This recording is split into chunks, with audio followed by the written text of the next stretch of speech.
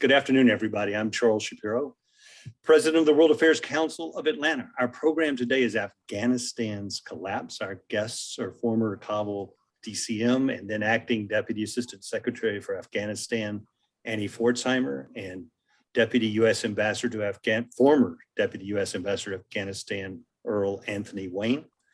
This program is brought to you by the members of the World Affairs Council of Atlanta.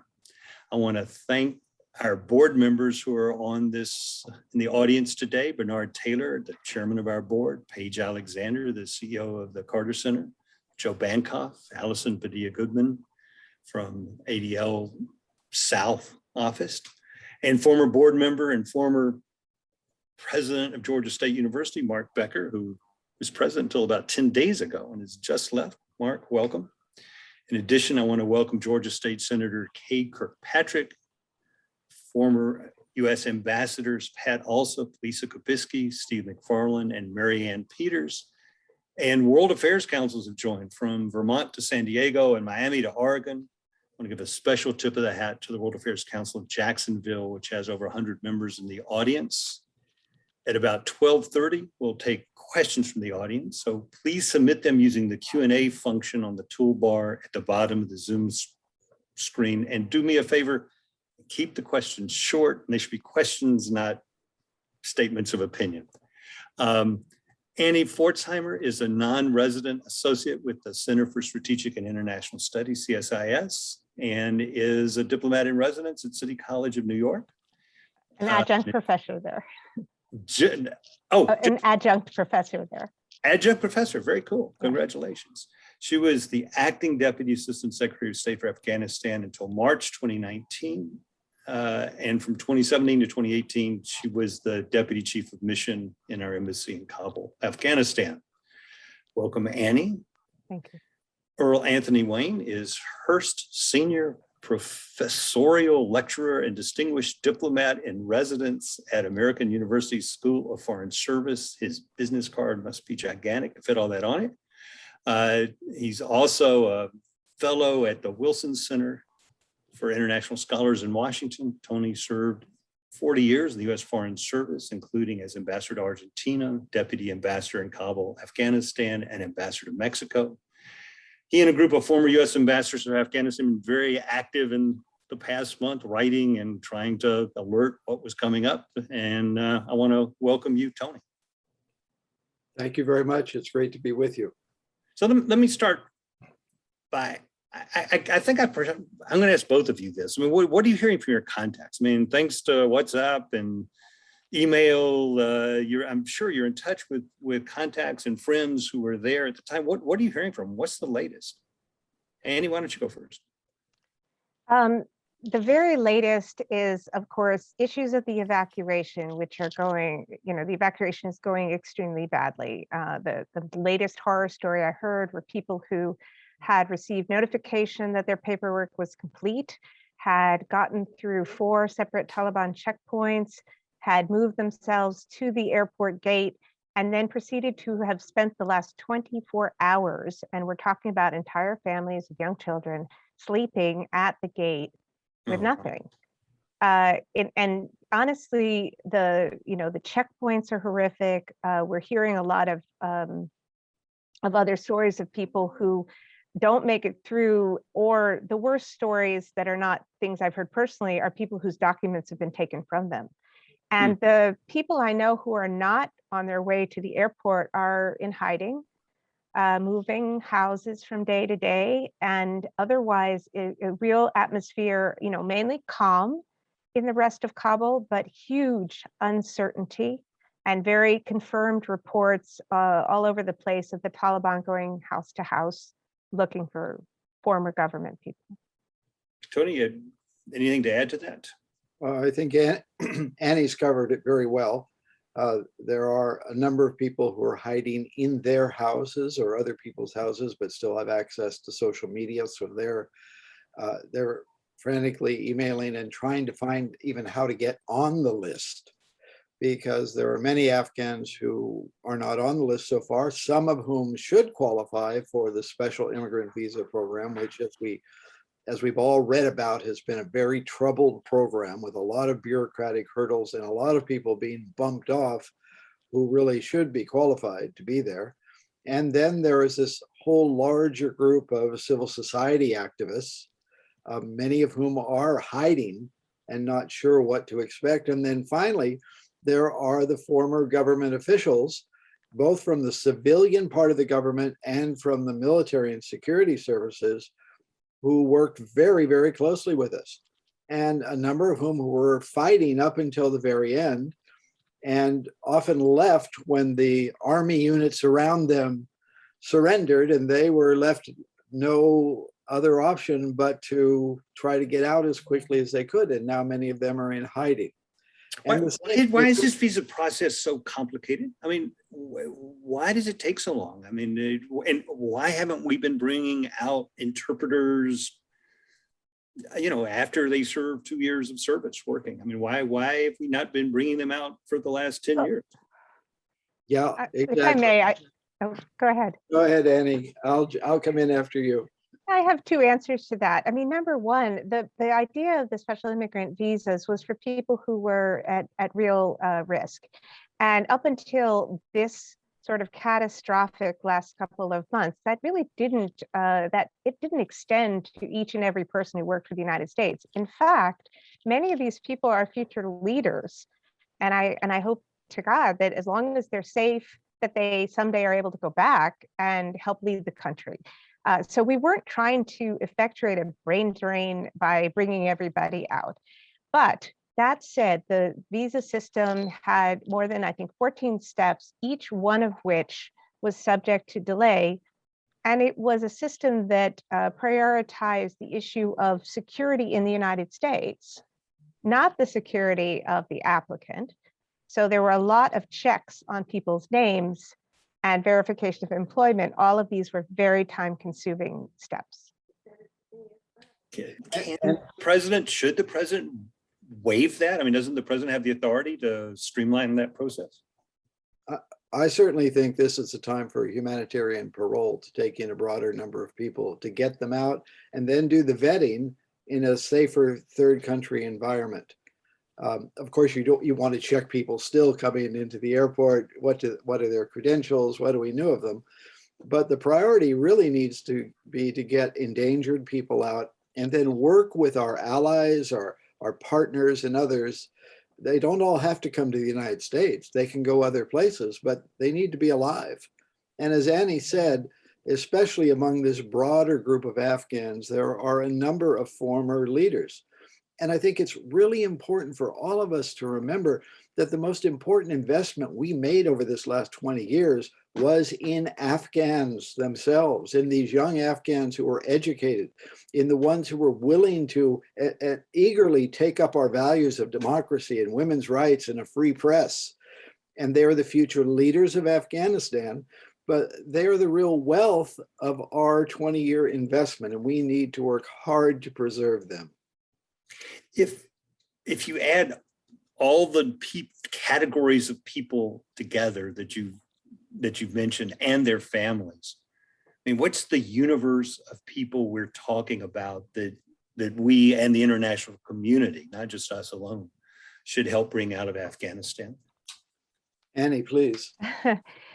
Well, I'll flip that a little bit. 35 million Afghans need to have the engagement of the international community, whether they are evacuated or not. The actual answer to your question is it's in the tens of thousands. But I think the real question is, should we think of this as simply an evacuation exercise, or should we think of this as looking at what our national interests are in Afghanistan? And I would argue we have moral interests there and we have security interests. And in both cases, that means we have to stay engaged. So I would just add to that I think if you actually added up all the numbers of the groups we're talking about, you get to several 100,000 people. Many of them would rather stay in Afghanistan if there really is a framework that will safeguard them and human rights and at least some pluralism. And that's, of course, what the the United States and other partners in the international community are now trying to define and send clear messages to the Taliban. But we really have to see if the Taliban is going to accept this, or some of their nice words recently are just window dressing to give them a space to establish themselves as a new regime. Well, that's my question. My next question is, they're saying they've changed. This is a more modern Taliban. Is there any reason we should take them at their word? But there's zero reason to take anybody in this situation at their word. What have we seen them do? In a few cases, their behavior has been more moderate, but we've also seen them either on purpose or with the lack of control over their own fighters, be responsible for the beginnings of atrocities such as revenge killings, forced marriages, women, girls given essentially as booty for the bounty of war to their fighters. And I think that they are doing what they can to let the international attention on them wane, and being as sort of media savvy as possible. But I think their actions speak to a much darker picture. I think it's really important to remember that after many wars, many revolutions, civil wars, there comes a struggle between the more moderates in groups and the more radicals in groups. And often the moderates are swept aside. So I fully believe there are some Taliban who are believing some of the words coming out. But where the Taliban as a movement, as a government comes out, is very different. And as Annie said, we have now a number of reports from around the country of brutal acts of killing, of revenge. And we certainly have a lot of reports now of the Taliban going door to door, collecting names, looking for people, going through the list of security people that they found in the defense ministry or in other places and trying to find those people. So it's very unclear right now what's going to happen. And let's not forget, they were conducting a campaign of assassination against civil society leaders, against judges, against others, not against the security forces, but against those unprotected individuals who were standing up for what we would call in the United States civil liberties, or what's called internationally human rights. So this is a group that has demonstrated that it doesn't follow the normal restraints. Is President Biden correct when he states that another year or another 5 years would have led to the same result? I disagree with that statement.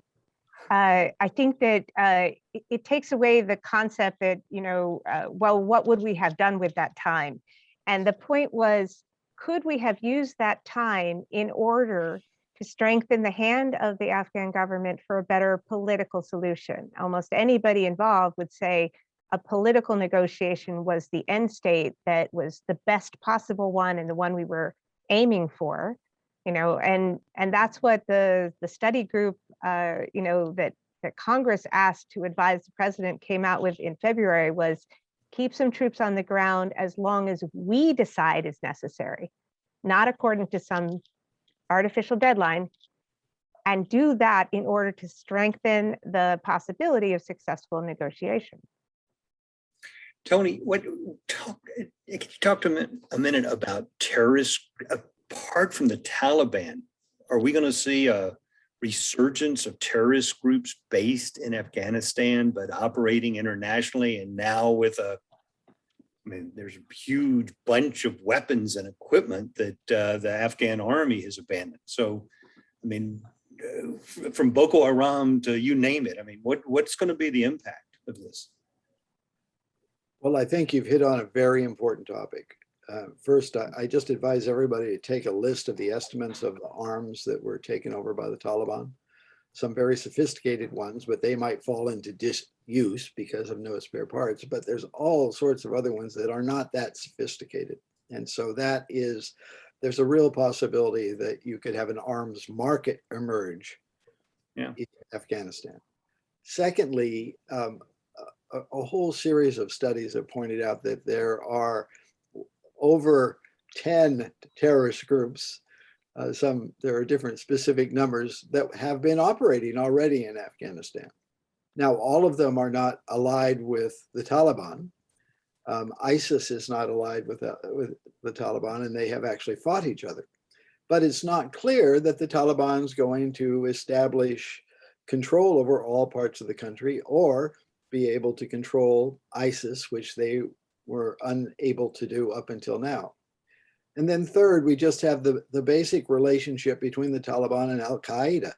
The Taliban committed in this agreement to break their ties off and stop supporting Al-Qaeda. And a number of reports, including reports from the United Nations, have said that that never happened. Mm-hmm. So we can't take them for their word here. We have to suspect that these groups with international pretensions, at least, are going to be active. And we're now going to face an extremely difficult time to have the intelligence capability to really monitor what's going on, independent of where we have the ability, if they try to do something, to strike. That's a different thing. But even the ability to monitor is going to be terribly difficult. So I think this has to be high on our list. And we've seen press reporting that even US officials in testifying have been saying, well, maybe it's a little bit higher threat than we said a couple months ago. Wow. So I think it is a serious concern. Why are so many people in Pakistan applauding the Taliban victory? I mean, there's some people who say that ISI, the Pakistani intelligence service, actually stage managed the Taliban victory. Is that accurate? My understanding is that there were Pakistani advisors throughout this last push. That's my understanding based on other people's research. I think overall, we do know that Pakistan has extended very important support to the Taliban over years, of course, housing their leadership, Shura, their group of leaders, they openly live in Pakistan, and also providing medical care for their fighters and material support overall. So yes, Pakistan was the instrument of probably of the Taliban's final push. I think they are pleased. They have wanted to have a dependent and Pakistan-aligned Afghanistan because they see it as a hedge with their real enemy being India. Mm-hmm. So they want to make sure that their other side is protected. I think some signs are that they actually understand the consequences could be disastrous for them in the form of refugees. And, one of the things that has been cut short by this are the ties that, some of which I think Ambassador Wayne began, some of the commercial development of that whole region, right? Central Asia with its energy resources, pipelines that went through Afghanistan and were going to link, to Pakistan, which is energy starved. There was a positive agenda. And that was one of those things that takes so many years to build.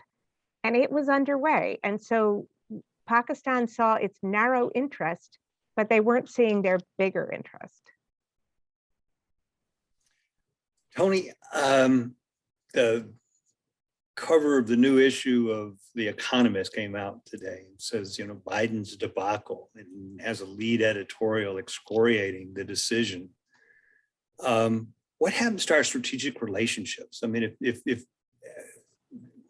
if you're a country that has a treaty relationship with the United States about your security, are you reevaluating that now?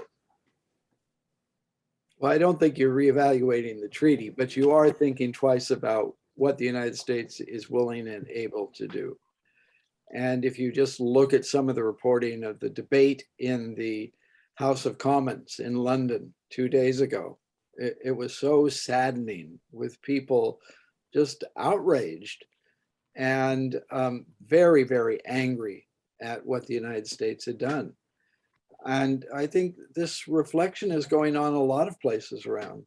And so what's needed, it's not that it's impossible to rebuild this, but what is needed is very intense Diplomacy, very intense, sitting down with partners and allies humbly, with humility, and going in and trying to work out ways forward with them as partners.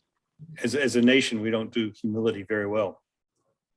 Well, sometimes if people go to religious services, they're reminded the fundamental importance of that. And maybe it's time for all of us to think about the importance of that going ahead. You're right that we haven't at times done humility very well, but this is a time where we need to be modest, humble, and actually work with our partners as real equal partners and rebuild the trust and confidence that has been shaken. And it's been shaken a lot of places in the world, I think, as they look at this. And of course, it feeds all the disinformation and the propaganda from China, from Russia, from Iran, that says the United States is a declining partner and you can't rely on them to help you. So cut a deal with us. So work with us. And so how do we rebuild a relationship with, whether it's the Baltics or South Korea or India and the members of the Quad, after this, when those countries have got to be, reconsidering their strategic relationships? I would just underscore exactly what Ambassador Wayne said, humbly. There is no other word for it. The tone, I think, hasn't yet shifted the way it should. We're a world leader on some levels, but right this minute, that's not really the tone to take. We need each other. The only thing I would say in addition to what he said was, not only do we have to go to our friends and allies and ask for their help, we are actually going to have to go to our adversaries. I mean, to put this right is going to require an extraordinary effort. And I think it will come back to us positively if we do it right, because if we fix our mistake, then we can move forward. But if we refuse to deal with others in order to fix that mistake, we'll remain stuck. This will be kind of the definition people have for too long. This is the United States. Really? Is that what we want? And just to add to what Annie just very, very well said, that means in some ways this needs to become a catalyst for recreating a bipartisan approach, a more bipartisan approach. If we just fall back into the eternal division that has been plaguing this country, others are just going to say, see, look at them. They can't even agree on important issues like this. So I think everybody needs to look beyond their partisan politics. Look frankly at the mistakes that have been made for many years. And let's be honest, we made mistakes at many steps in the way. I started working on Afghanistan in the fall of 2001, pulling together a donor conference for the new government of Afghanistan going forward.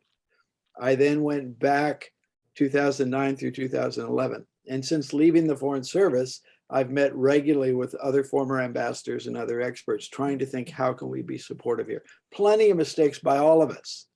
Okay, we did make mistakes, but today is a new day. Where do we go from here?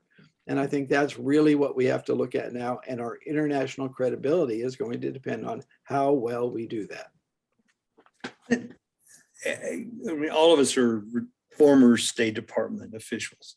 The Wall Street Journal today reports that a Dissent channel message was sent from the embassy in Kabul to the Secretary of State back in July. And for I apologize for the inside baseball, but that's when someone in an embassy disagrees with US policy and is sending in a message which is divergent with US policy. And it goes straight to the Secretary of State. And this message warned the Secretary, Blinken, that the Afghanistan army and government were going to collapse. Why is a Dissent channel message necessary? I mean, did you not think this was going to happen? Why? I'm just dumbfounded by this.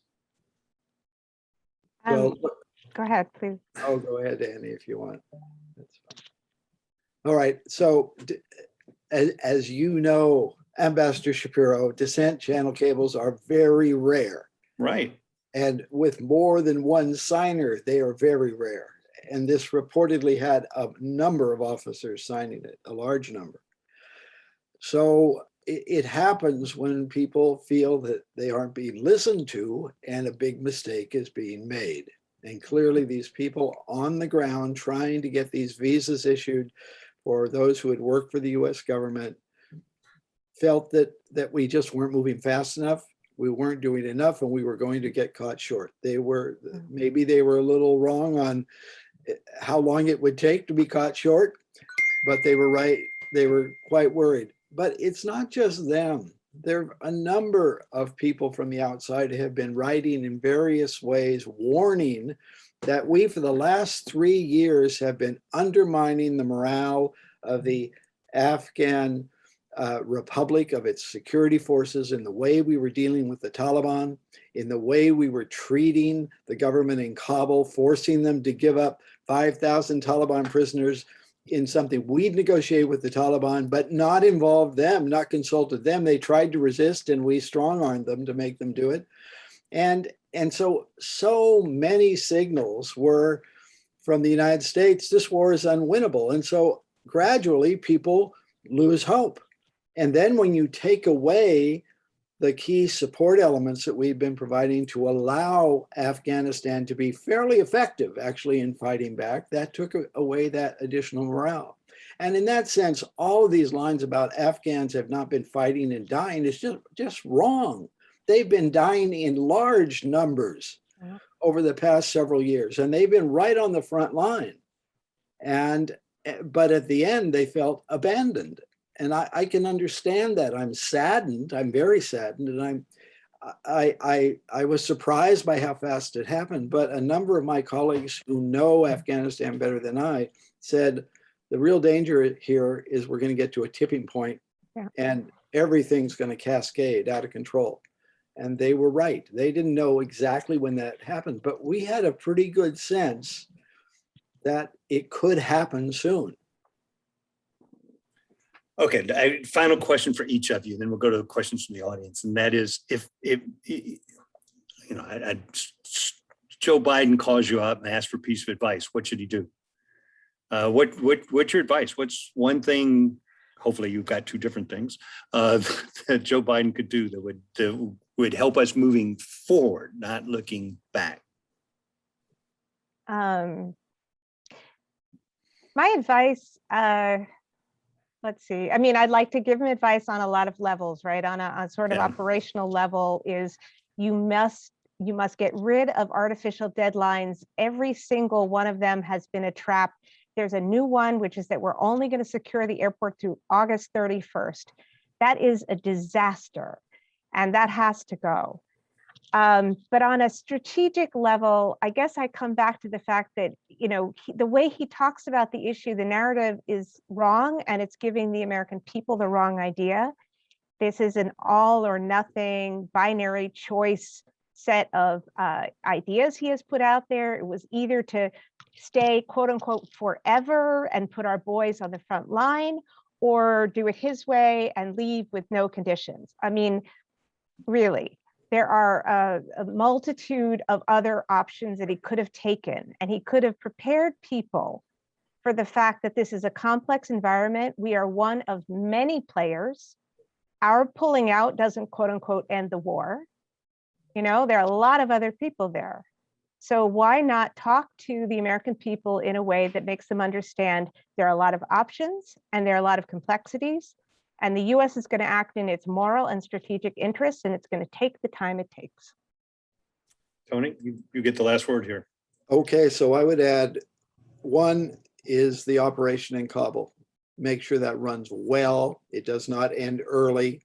It errs on the side of taking more people and getting more people the ability to get there and get out, and does the sorting through outside the country. Secondly, setting down clear guidelines to the Taliban government and getting the international community behind that. What do they have to do to get recognition? What do they have to do to get the money that they desperately are going to need to run a government? Remember, the previous government got 80% of its funding from the international community. The Taliban's going to need at least that much and maybe more. And then third, working in a broader sense with that international community. One, humanitarian needs, as we talked about earlier in Afghanistan. There are at least 14 million people, 13 or 14 million, according to the UN, that are in really desperate situation right now in Afghanistan because of COVID, because of it being displaced by war and conflict. They need help. And then more broadly, can we recreate a regional and an international framework where people are working together on all the needs of Afghanistan? And as you do that, you can build out to these other areas that we were talking about to help reinforce diplomacy more broadly. Thank you. That's great. We've got a bunch of questions. I apologize to everybody who sent in a question. I'm going to shorten your questions so that we can get through as many as possible and skip some that I think we've already talked about. Robert Briggs asks, what kind of security is used to guard the US weapons in Afghanistan so they're not acquired by the Taliban? Well, I mean, I don't think we have many weapons that are ours anymore in Afghanistan, yeah. except what people have brought into the airport. And so those are protected. One of the issues that's going to need to be looked at as we go forward is, was there any contingency plan for protecting these Black Hawk helicopters and these strike aircraft that we had left with the Afghans? Other things, I mean, I don't know. But you know, that's protecting sophisticated equipment. And I don't know, it'll be something to be looked at, not at the center of everything. But I don't think there are a lot of other US weapons still there. We took most of our weapons out, but there were a lot of weapons with the Afghan security forces. You know, I think I just heard anecdotally that quite a few of the aircraft and of course the pilots who have been the targets of Taliban assassination are out of the country, that they flew them out to Tajikistan so they wouldn't fall into their hands. Yeah. Fawzia Hassan asks, at what point should the world, the US, the other countries of the world, recognize the Taliban as the legitimate government of Afghanistan? I think there should be absolutely no rush to do so. You know, as Ambassador Wayne pointed out, this is one of our very few remaining levers of influence, and we have to use it as wisely as possible. And it is a tool of influence that is more powerful if it's done in concert with other countries. If we find that, you know, Russia or China or others are going to make one-by-one deals with the Taliban for recognition, you know, this will weaken our hand again.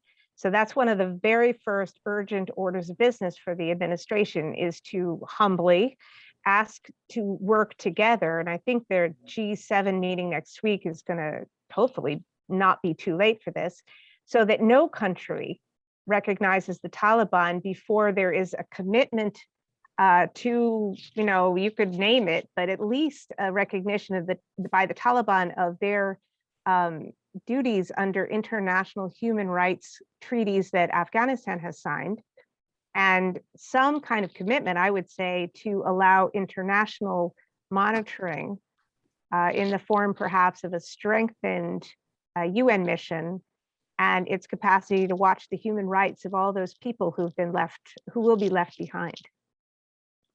So there was a NATO statement that came out today, very strong NATO statement, laying down a number of the obligations. The G7 foreign ministers talked yesterday. There have been talks in and around the UN Security Council. All of these need to continue. And of course, the challenging members are going to be Russia and China. And what can you get them? And Iran, I think, I mean, not of the council, but Iran will also rush in. Yes. So, but that's the tough diplomacy that people have to do right now. And they do have other things that they're going to deal with us about. So, you know, this isn't just out of nowhere. We don't have the most wonderful relations, but we do have certain things that we do deal with each other on. And this is an opportunity to form a common approach. And that's the big challenge right now for Secretary of State Blinken and his colleagues as they go forward. And I just would add, sorry, that there are complexities, right? That the first vice president is still physically in the country, and according to the Constitution is the president. He's in a very small region that is not under Taliban control. There are endless permutations of what the United States can do with respect to recognition, so we need to take our time. One of our members, Firuz Israel, asks, is Iran one of the winners in all of this? Arguably, I think they are, or at least they're somewhat neutral. They could get refugees, which is a problem. Their economy is not in great shape for that, but they have natural resource interests in Afghanistan with respect to water. And so a weakened government there means they may be able to get concessions in exchange for recognition, for example. They have a historically poor relationship with the Taliban, but that has not stopped them from having a back channel over the last couple of years. They also have a strong interest in protecting the Shia population of Afghanistan, which are largely Hazara, ethnic Hazara, who are different from most of the Taliban. And so I think they'll be interested in that. And the Hazara have particularly been targets of attack for ISIS in Afghanistan.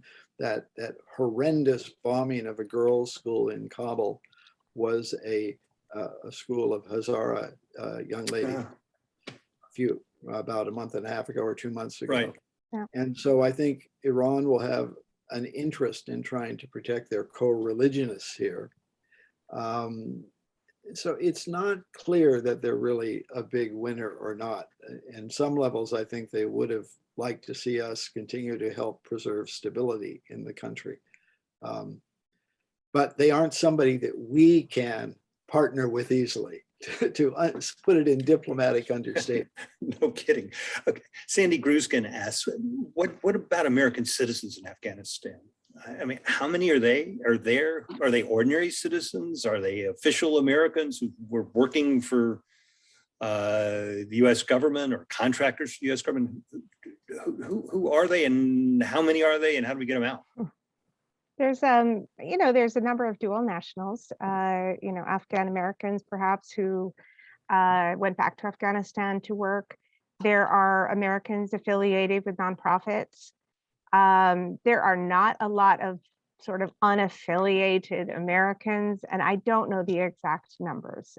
Some of them may not want to leave, so that's their choice. Khalid Hassan from Toronto asks that US, Canada, UK will take responsibility in bringing people out and resettling them. But yet that's only going to be a small percentage of the people who are in danger. What is our moral responsibility? What happens? And let me note, I saw that the government of Canada announced they would take in 20,000 refugees from Afghanistan. That's right. Which in terms of population would be the same as 200,000 in the US. Well, bless them. And they made that, very generous statement in a way that really helped relieve some of the anxiety and pressure in the first couple of days when our own government was issuing highly ambiguous, contradictory statements. There's a program of refugees that they announced with some fanfare. And then when you look at it, it's a program that says they might offer this opportunity to apply for refugee status, but first you have to get yourself to a third country, right? Which is impossible because land borders are closed and you've seen the airport.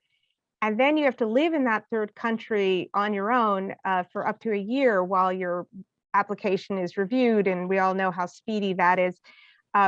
These are terrible, terrible things we've done. And these are to the people we most want to help. So what about everybody else? It's not a good story. I think we have to try as hard as we can to hold the Taliban to the international human rights commitments, and especially that of preserving people's lives. But our tools are few. And as I said, we have to use the leverage we have, including recognition and financial issues to, I think the mechanism, the only one that's occurring to me now is the UN mission that has a Security Council mandate. That mandate should be strengthened, and the mission should be given the authority to really investigate allegations of human rights abuse and atrocities. Marilyn Davis from Clark Atlanta University asks, what should our relationship with Pakistan be? Ours and the international community. How do we reevaluate that? What sort of relationship should we have with them? Well, I think coming out of the last 20 years, it can't be a relationship of deep trust. It has to be a relationship where we try to work out specific agreements and then verify those agreements. I suspect the Pakistanis are going to start seeing the downsides of having a Taliban government and probably chaos next door, where a number of their own terrorist groups will have freedom to operate and will operate back inside Pakistan. I think we've already seen some statements from some of those groups expressing joy that the Taliban has won and saying this will encourage our own effort in Pakistan to establish an Islamic emirate. So as has been the case all along the way, Pakistan has a series of different and often contradictory interests. And we do have to deal with them, but we have to deal with them in a really clear-eyed way. And we have not done that very well over the last 20 years, for sure. So it's not going to be easy going forward. Related to that, Tamal Kanti Ghosh, who's a journalist and editor from India, asks how we should reevaluate our relationship with India and what should it look like as we move forward.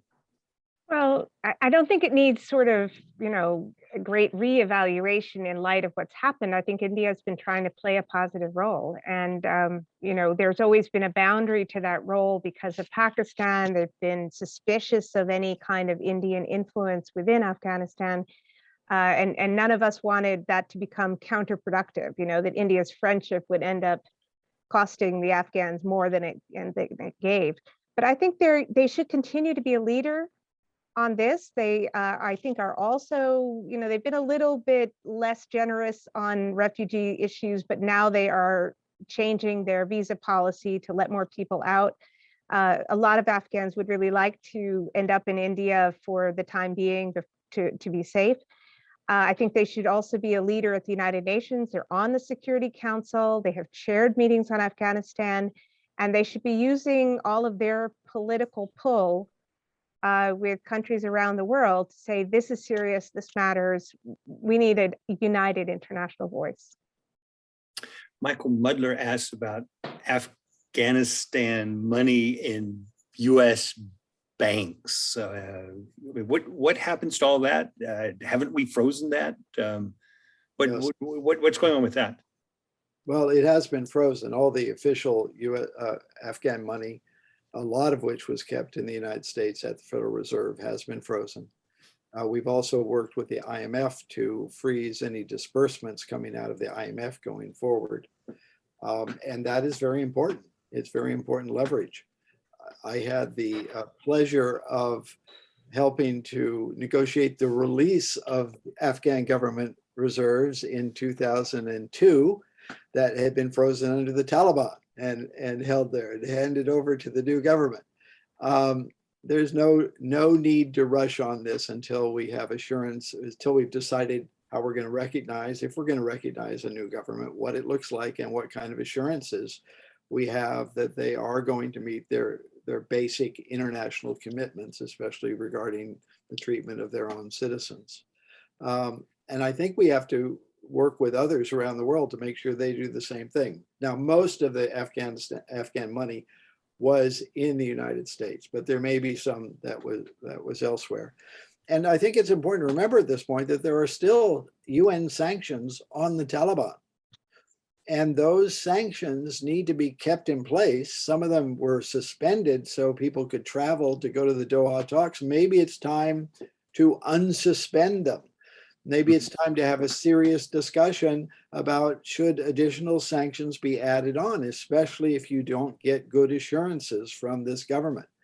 Now, it's a challenge because you have the humanitarian needs in the country also, and you want to help keep Afghans alive who are in need. So this will be a difficult balancing act, but it's worth having the discussion and the debate about what to do with finances, what to do with sanctions, what to do with the promise of additional development or assistance in the future, which is certainly going to be needed by Afghanistan. So Alan Cunningham asked, following up on that, what are we meeting with the Taliban at some level? I mean, whether it's at the airport about letting people in, or are we meeting with them in Doha? I mean, are we continuing to talk to the Taliban at some level? And should we or should we not? What advice do you have? I know in general terms, yes, the answer is yes, we're talking to them, and probably very specifically talking to sort of local power brokers about the airport. But Ambassador, if you have more. No, I think that's right. And yes, we should be talking to them in Kabul. We have to be talking to work out the specifics of allowing passage for people to enter and leave. And as Annie said at the very beginning, that is not working smoothly right now. And so there's a very difficult negotiation to have. And I believe the Pentagon announced the name of one of the lead, I think it's an admiral who's leading this conversation. And we were talking with them in Doha with their political leadership, which has now returned to Kabul. So I don't think those talks are still going on. And I'm sure there were a series of exploring different issues with them, but I have no transparency as to where that led. And we will need to talk to them again. There's no question about that, whether that's in Kabul, whether it's via Zoom, who knows how this will go forward. But you do have to have dialogue with people, even if you disagree with them.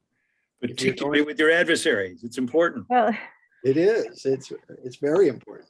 I would just add one other thing, though, if I may. Sorry, that it's not always going to be about whether the U.S. is talking to them. Again, we sort of keep putting ourselves in the middle, right? And that's appropriate in quite a few places. But how about the fact that that we let other people work on this problem set with us? We really haven't done a good job of that. We should stop thinking that we're the leader on a peace talk, which clearly was not the case. And if it's about negotiations over humanitarian issues, that's what the Norwegians have done well. The UN is a perfectly good interlocutor. It's this Americanism that we are the ones who have to have those conversations. And all of us as diplomats understand sometimes that's the wrong answer. Yep, it's getting back to that humility we were talking about. A number of us have been recommending for months that the UN be given a bigger role, for example, in the peace process. Yep. And of course, the United States should stay involved. But sometimes, just agreeing with Annie fully, sometimes the United States doesn't need to be right at the center of what's going on. And there are more possibilities, perhaps, if someone else is doing the exploration, trying to what might be possible. Yeah. Taylor Scarden asked, do you have any insight into China? I mean, what is China thinking about this? What are their concerns? Are they busy high-fiving each other? I mean, how does this look from Beijing?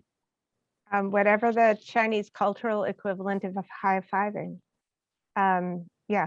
I think that, they can see a few problems, but nothing they can't handle. And, a little worried about some Uyghur separatists who might be in Afghan territory. But overall, it's a huge win.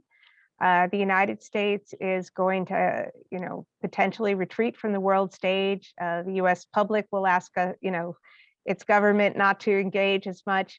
We have the Chinese, I don't have this reliably personally, but having talking points for their diplomats around the world to say, look, this is what happens when you trust them. And I do think that they are capable of cutting a separate recognition deal that would be sort of financially, with respect to Afghanistan's mineral wealth, beneficial to them. And if the Taliban has China on their side, then the power of the rest of the world to somehow compel them to act on human rights, let's say, that power is almost fatally weakened. One of the questions, and I don't know that there's an answer, I'll just throw it out there, is from W. Fagan, who says how many months until China is emboldened to attack Taiwan? Attack is dramatic, but obviously increasing pressure on Taiwan would be something that would be easy for China to do, and that China would feel, United States would not counter that. Ray Walzer, who's a retired Foreign Service officer, who you may know, asks, what happens if, and I'd add when, the Taliban fires on American troops and kills Americans? I mean, you at the airport, some sort of confrontation on purpose or by mistake. What happens then? And I suspect there's no answer to that. I mean, we know the answer, but we don't know the answer at the same time. I mean, I would assume that the soldiers have the right to fire back and defend themselves.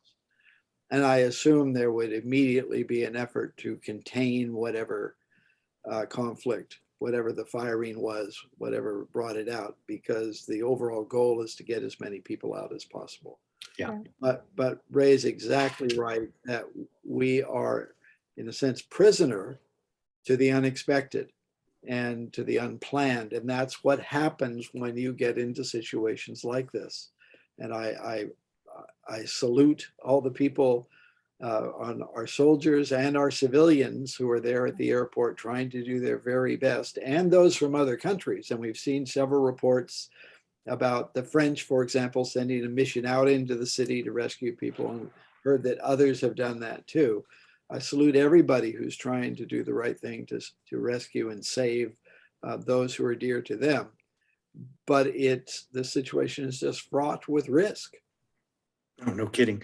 I mean, this is my final question. I keep thinking about Anne Smedingoff, the 26-year-old Foreign Service officer who was killed delivering books to a school library in 2013.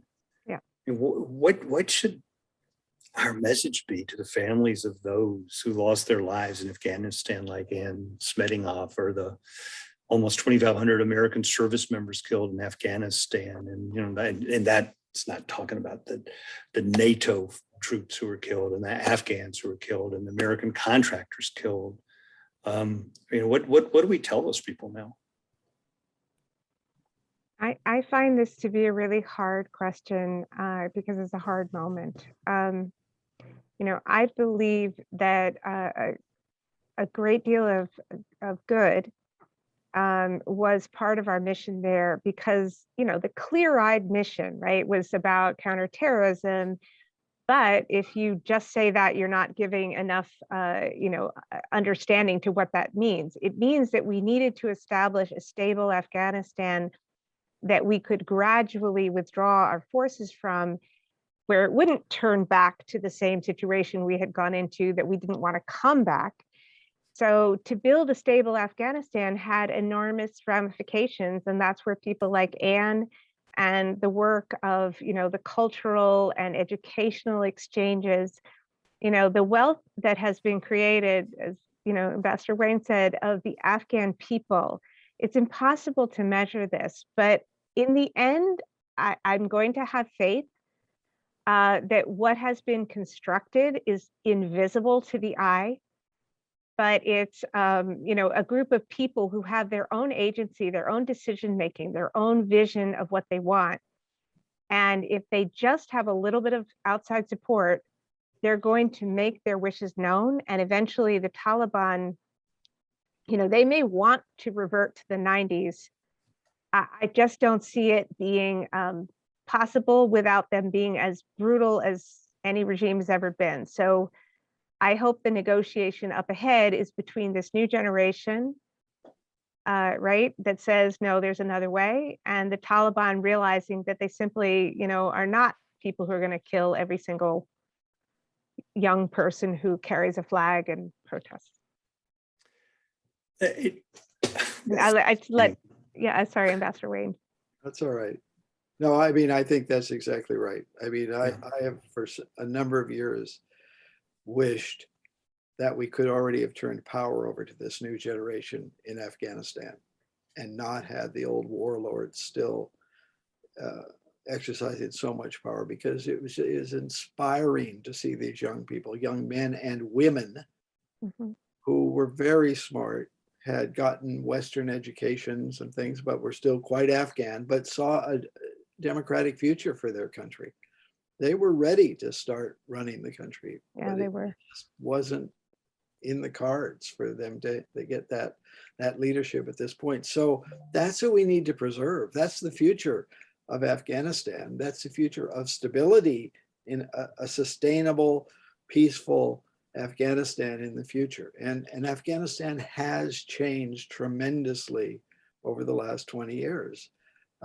It may revert back in the short run, but that's why we have to invest so much in these young people. And I think all of us have memories of times when, we just passed a checkpoint and a car bomb blew up, or I was Right. rushed off the streets because there Mm. was a Taliban hit squad looking for me.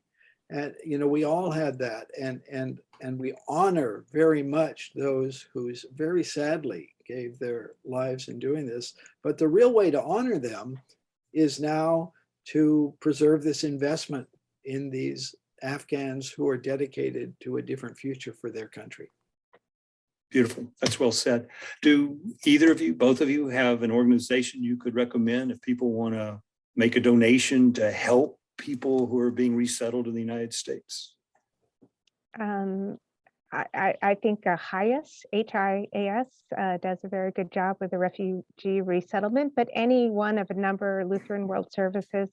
Refugee resettlement is a costly, time-consuming, and work of great care. And so any of the good organizations that do that, they will need your help. Tony? Yes. No, I agree fully. And the Lutheran services have been very active on this for a number of months. Yeah. They foresaw the problem coming and were very active in Congress and elsewhere.